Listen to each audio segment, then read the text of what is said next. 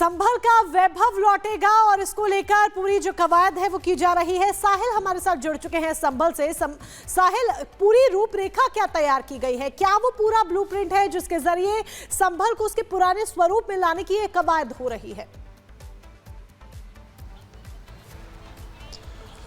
हाँ, देखिए, संभल प्रशासन जो है लगातार जो है पूरे संभल को तीर्थ स्थल बनाने की कोशिश कर रहा है और यही वजह है कि रोजाना अलग अलग जगहों पे खुदाई हो रही है, कूप मिल रहे हैं और कुएं की खुदाई हो रही है। बीते दिन की बात करें तो बीते दिन भी 2 जगह पे प्रशासन ने स्थानीय पुलिस के साथ मिलकर 2 कुएं की खुदाई करवाई, क्योंकि ऐसा माना जाता है कि जो 87 तीर्थ स्थल है उसमें से एक ऐसा ही कूप है जहाँ पे तमाम लोग पहुँच के पूजा पाठ करते थे। आज की बात करें तो आज भी चंदौसी की बावड़ी जहाँ पे लगातार प्रशासन जो है दस्तक दे रहा है, खुदाई हो रही है और जो अतिक्रमण है उस पर भी कार्रवाई करने में जुटा हुआ है, क्योंकि उसके साथ में घर था जो कि प्रशासन का मानना था कि ये अतिक्रमण है जिसको मकान को खुद जो है मकान मालिक को हटाने का काम कर रहे हैं। तो कहा जा सकता है कि प्रशासन पूरी तरह अलर्ट मोड पे है और ऐसा लग रहा है कि आने वाले दिनों में संभल को तीर्थ स्थल जो है प्रशासन घोषित कर देगा, क्योंकि लगातार जो है अलग अलग जगहों से तीर्थ स्थल है वो सामने आ रहे हैं और जो सनातन के सबूत वो मिल रहे हैं। तो कहीं ना कहीं प्रशासन अलर्ट मोड पे है और लगातार प्रशासन का यही कहना है कि कोई भी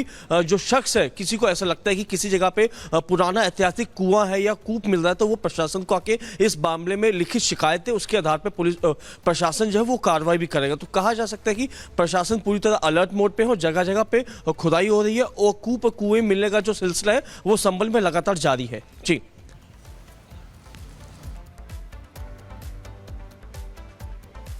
ठीक है साहिल, आपका बहुत शुक्रिया हमारे साथ जुड़ने के लिए। और आपको बता दें कि अब कैसे संभल का वैभव लौटेगा, इसकी पूरी तैयारी हो चुकी है। सनातन का नया तीर्थ स्थल अब तैयार होने जा रहा है।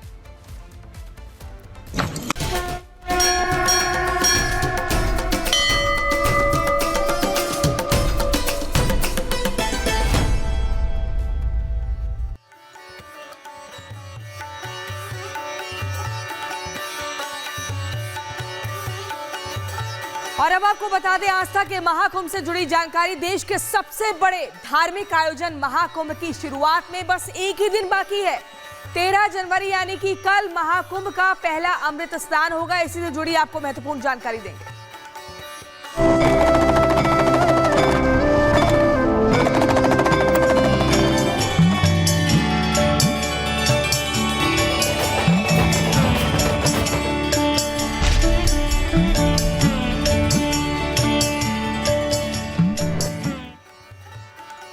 सनातन की शक्ति, महाकुंभ की भक्ति। जी हां, देश के सबसे बड़े धार्मिक आयोजन महाकुंभ की शुरुआत में बस एक दिन बाकी है। यानी कि जिस तारीख 13 जनवरी का आप इंतजार कर रहे थे, अब जल्द ही वो समय नजदीक आ रहा है। कल यानी कि आपको बता दें 13 जनवरी का वो पहला अमृत स्नान होगा महाकुंभ में, जिसका बेसब्री से इंतजार पूरा देश कर रहा है, पूरी दुनिया कर रही है। आपको बता दें महाकुंभ में आज अखाड़ों के प्रवेश का अंतिम दिन है। महाकुंभ की सुरक्षा के लिए चप्पे चप्पे पर नजर है। सुरक्षा को लेकर कल मॉक ड्रिल की गई थी। हर हालात से निपटने के लिए पूरी तैयारी है। जल, थल, नभ से निगरानी की जा रही है। सीएम योगी ने खुद सभी तैयारियों का भी जायजा लिया। तस्वीरें आप देखिए, कल से महाकुंभ का शुभारंभ होने जा रहा है। 26 फरवरी तक चलेगा। 40 से 45 करोड़ श्रद्धालु यहां पर पहुंचेंगे।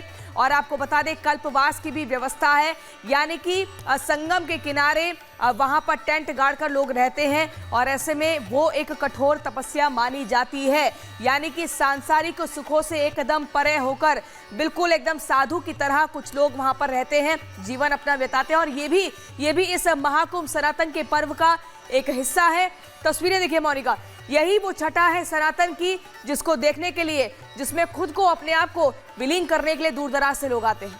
बिल्कुल, और यही वो छटा है जो वाकई में देखते ही बनती है। और इसी छटा का इंतजार तो पूरे 12 साल तक तमाम श्रद्धालु करते हैं, जो सिर्फ देश ही नहीं बल्कि विदेश में भी हैं। और विदेशों से भी लोग महाकुंभ का हिस्सा बनने के लिए भारत की भूमि पर आते हैं, संगम की भूमि पर आते हैं, संगम की रेती पर आकर आस्था की डुबकी लगाते हैं।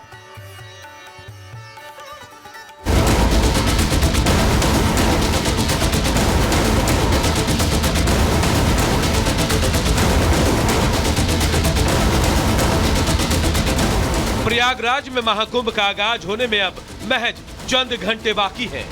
महाकुंभ में दुनिया भर से करोड़ों श्रद्धालु जुटने वाले हैं। ऐसे में योगी सरकार ने महाकुंभ को लेकर प्रयागराज को अभेद किले में तब्दील कर दिया है। महाकुंभ की सुरक्षा को लेकर सरकार ने कोई कोर कसर नहीं छोड़ी है।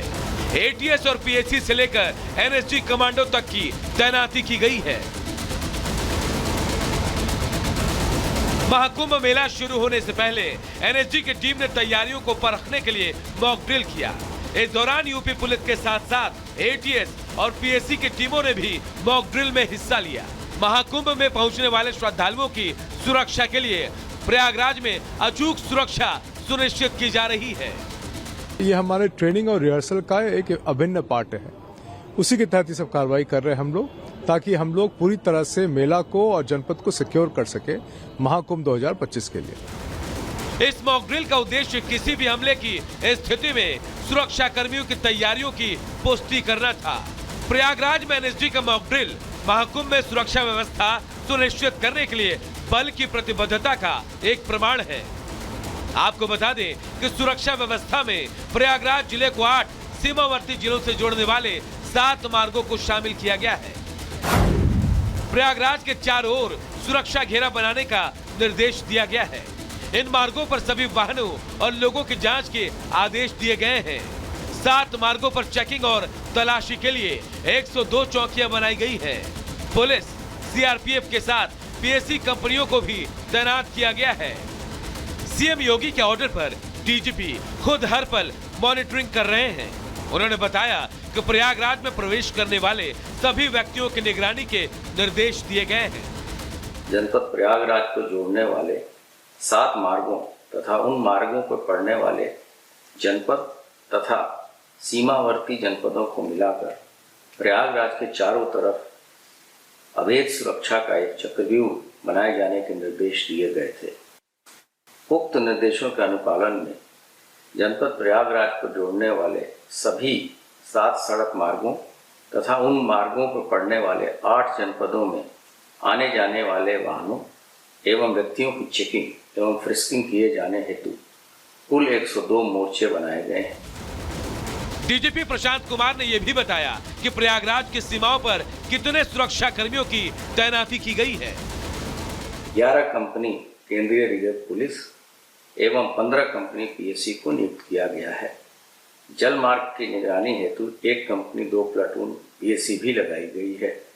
इसके अतिरिक्त कुल 10 वज्र वाहन, 15 ड्रोन, 20 एंटी सबोटाज टीम एवं 5 बम डिस्पोजल स्क्वाड द्वारा 24 घंटे इन मार्गों एवं यहां से प्रयागराज में प्रवेश करने वाले लोगों की निगरानी की जा रही है। 12 साल के बाद प्रयागराज में महाकुंभ का आयोजन हो रहा है और इस बार महाकुंभ में करोड़ों श्रद्धालुओं के शामिल होने की उम्मीद है। महाकुंभ में श्रद्धालुओं की सुरक्षा के लिए अभूतपूर्व इंतजाम किए गए हैं। साथ ही योगी सरकार का साफ निर्देश है कि सुरक्षा को लेकर कोई चूक बर्दाश्त नहीं होगी। Bureau report, Republic Bharat.